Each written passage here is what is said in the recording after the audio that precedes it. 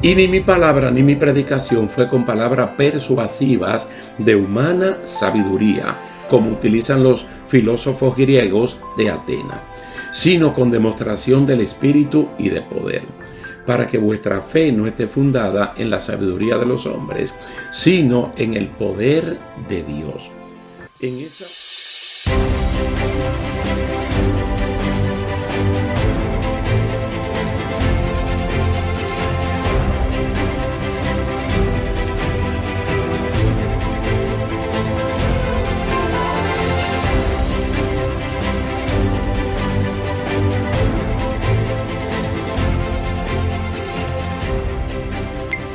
Dios me le bendiga, mis queridos hermanos. Es un placer estar de nuevo con ustedes para continuar en esta segunda parte de la plantación de la iglesia en Corinto.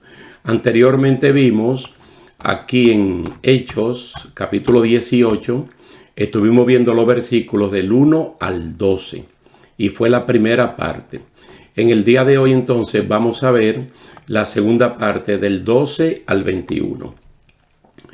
Y dice así: pero siendo Galión procónsul de Acaya, Acaya es la provincia, los judíos se levantaron de común acuerdo contra Pablo y le llevaron al tribunal, diciendo: este persuade a los hombres a honrar a Dios contra la ley.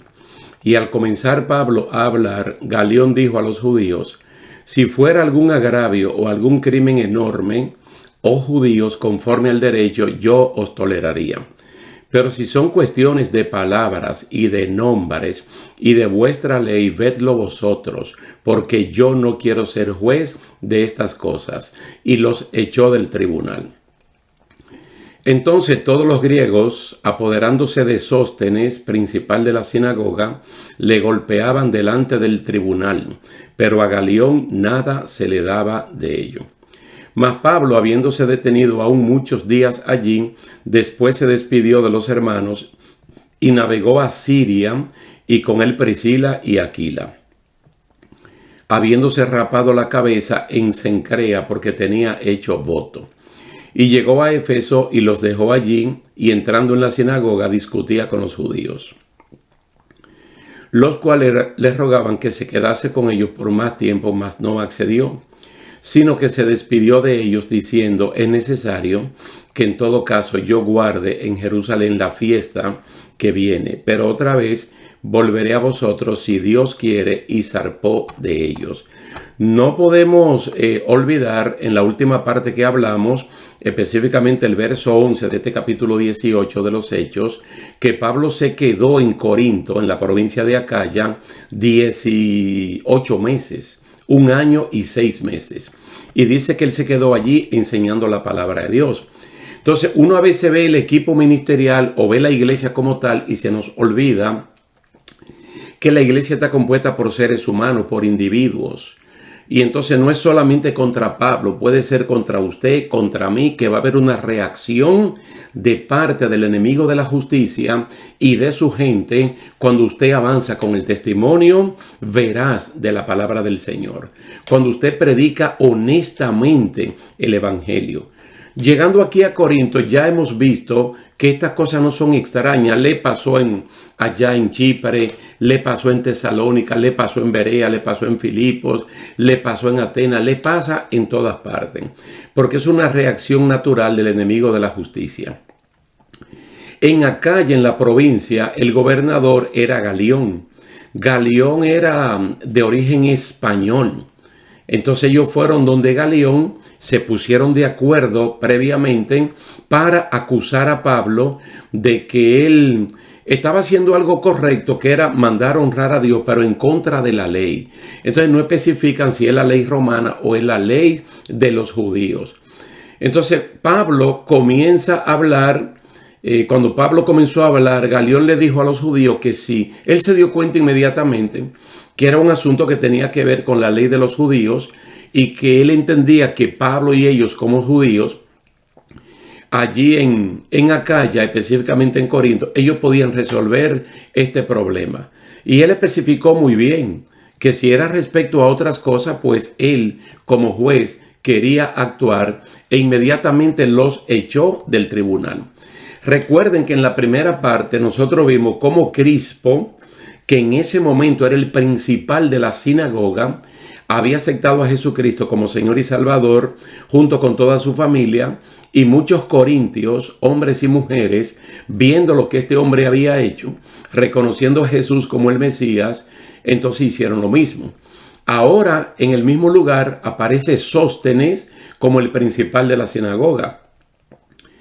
Uno puede entender como que Crispo dejó eso, o que lo expulsaron, lo sacaron, y Sóstenes entonces comienza a ocupar el puesto de Crispo, que en un primer momento parece que es un oponente de Pablo. Parece que es un oponente, pero que en base a otros pasajes bíblicos que nosotros vamos a ver, podemos darnos cuenta que hubo un cambio. Entonces, esto es usual en el ministerio de Pablo y de toda la iglesia, ver esta reacción de parte de los enemigos. Estos judíos celosos de su ley se levantaron contra Pablo, también con griegos, es decir, con gentiles, y van donde Galión. Bueno, ya vimos eso. Galión se limpia la mano, le dice, yo no me voy a meter en eso. Eso resuélvanlo entre ustedes.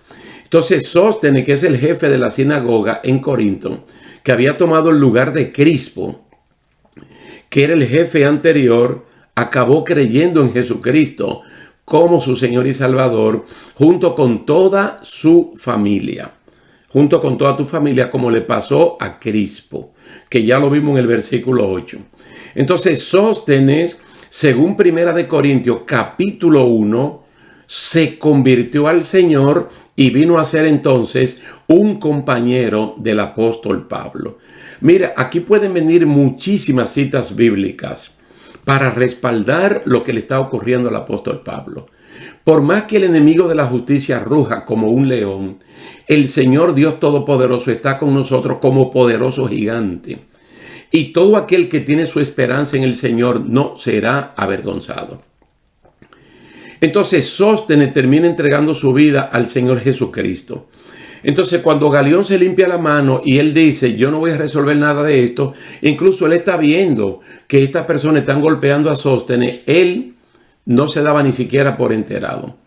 Entonces el apóstol Pablo tomó la decisión correcta de quedarse un poco más de tiempo allí.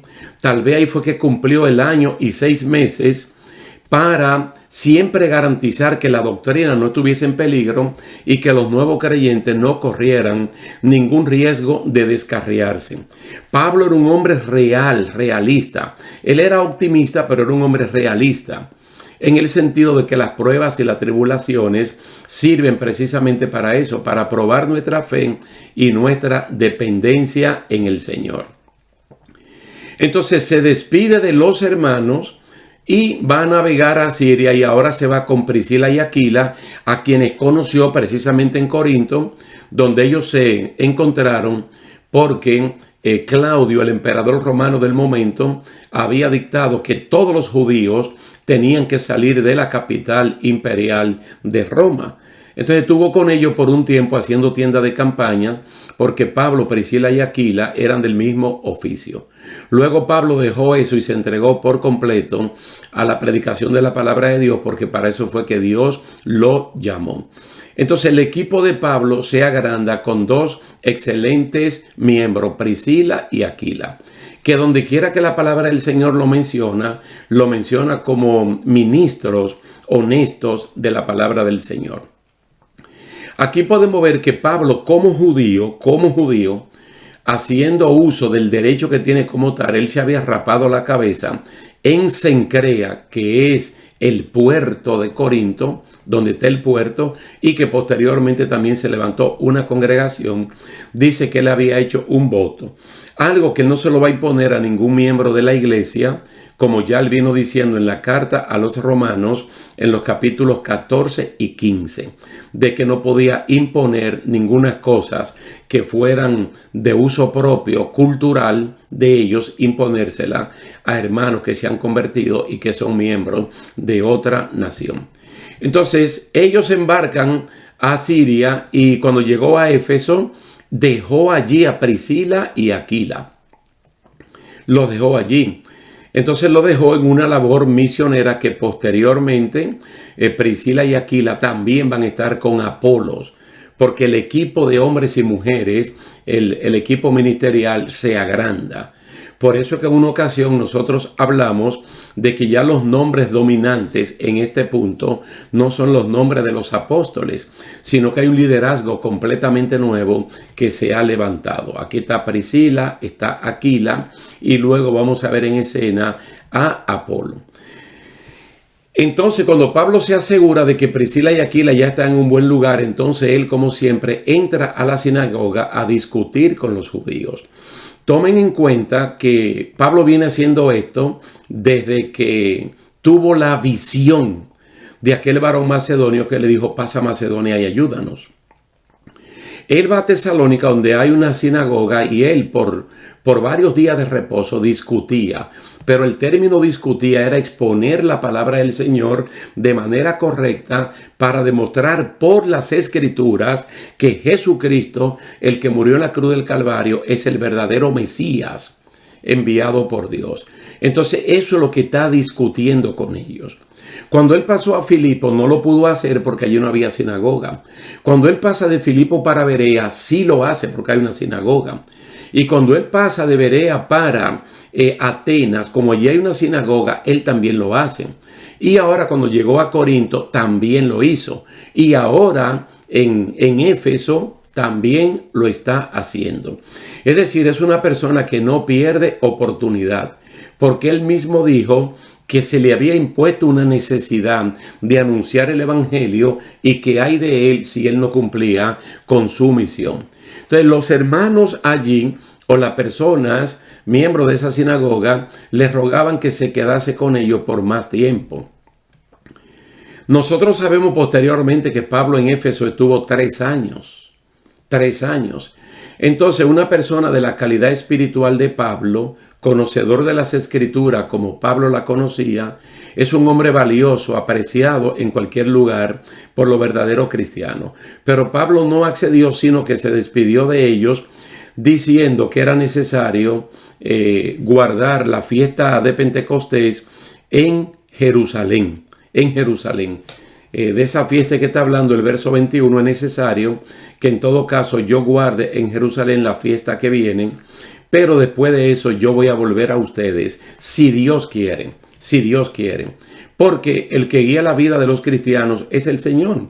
Y ya él tiene la experiencia de cuando quisieron ir a Éfeso la primera ocasión, cuando quisieron ir a Bitinia o a Misia, que el Espíritu Santo se lo impidió en más de una ocasión, hasta mostrarle la visión del varón macedonio, donde Dios quería que fueran a predicar a Macedonia, y de ahí toda la parte que tiene que ver con Atenas y también la provincia de Acaya.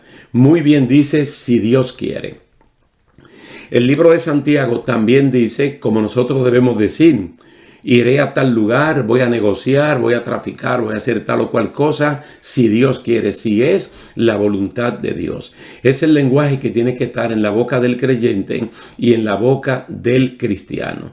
Finalmente dice que él de allí zarpó de Éfeso, y de seguro que zarpó para Antioquía, para de ahí entonces llegar a Jerusalén y pasar allá la fiesta de Pentecostés, que junto con la fiesta de los tabernáculos y la fiesta de la Pascua era una de las fiestas más importantes para el pueblo judío.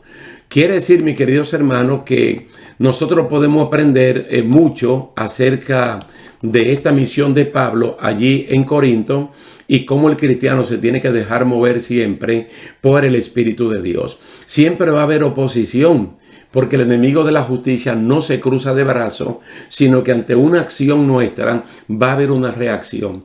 Pero ahí es que el Señor dice en más de 300 veces que no temamos. Entonces, tal vez podemos temerle al enemigo de la justicia porque es el personaje que tiene más poder.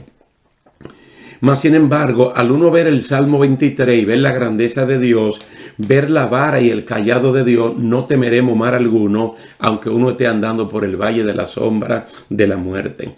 Lo que Dios quiere es que nosotros cumplamos la misión de predicar el evangelio de manera verbal y también por testimonio. Y Él ha prometido estar con nosotros todo el tiempo.